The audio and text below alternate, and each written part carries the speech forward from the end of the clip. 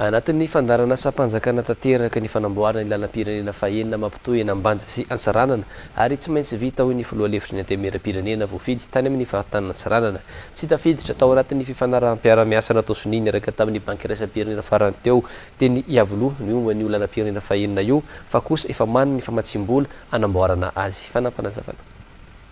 Misy manontany zany ny vahoaka any amin'ny province d'Antsiranana hoe ohatra tsy niresana Andriamatoa filoha tao tsy tafiditra tamin'ny fanaovana ny sonia ny RN6 ka eto zany tiako ny anazava amintsika fa ny RN6 dia andeha ary efa any daholo zany ny engin anon'le izy fa colas zany anon'le izy Ambanja Diego Ambanja. Iny zany Union Européenne no namatsy vola mikasika ny RN6 fa ny famatsim-bola zay natao sonia omaly zay nirana tamin'ny Andriamatoa filoha ka tamin'ny